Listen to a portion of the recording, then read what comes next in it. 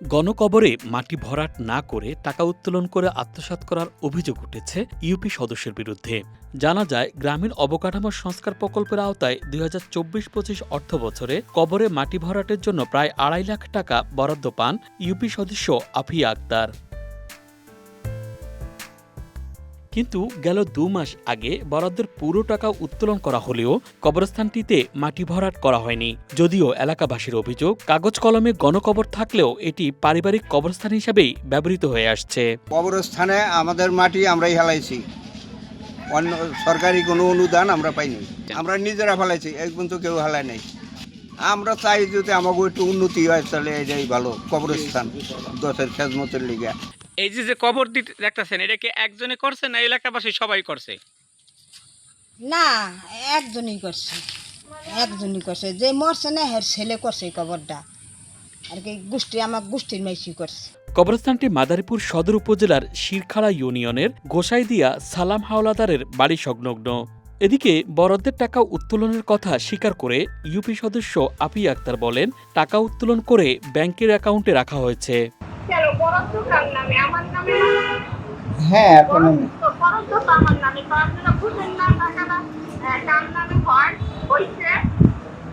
তাহলে আপনার নামে উঠাইছেন, আপনার অ্যাকাউন্টে এখনো আছে নাকি এরকম বিষয়?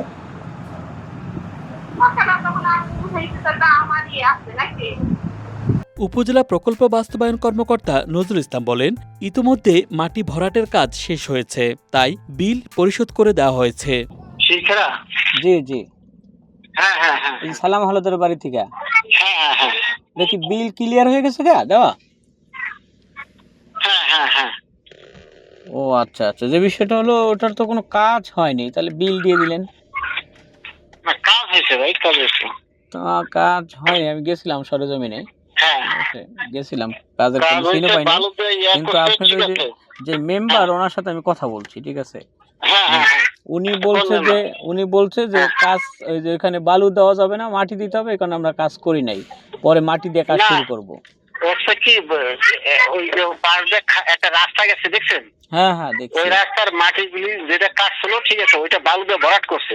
বাট এখন কবরস্থানে তো বালু দিয়ে যদি ভরাট করে, ওইটা তো আর মানে কবর করলে পারে ভাঙে পড়বে। এই জন্য স্যার আসে ছিল হচ্ছে এটা ইয়া করার জন্য। না না, কারণটা কি আপনার কথা আর ওই আপনি যারা দায়িত্ব দিচ্ছেন, যারা টাকা দিচ্ছেন, তার কথা কিন্তু সাংঘর্ষিক। আপনি বলছেন ভরাট করা হয়েছে, সে বলছে ভরাট করা হয় নাই, ঠিক আছে? তাহলে সামনাসামনি কথা বলা লাগবে ভাই। সামনাসামনি, তাহলে আপনার বক্তব্যটা কি এখানে, আপনার কমেন্টটা কি ভাই একটু শুনি। আচ্ছা, আসেন সাক্ষাতে কথা বলবো ভাই। স্থানীয়রা বলছেন, কবরস্থান সংক্রান্ত প্রকল্পে অনিয়ম ও দুর্নীতি অত্যন্ত সংবেদনশীল বিষয়, তাই এর সুষ্ঠু তদন্ত ও দোষীদের বিরুদ্ধে কঠোর ব্যবস্থা গ্রহণ করা জরুরি। Dhaka express, desk report.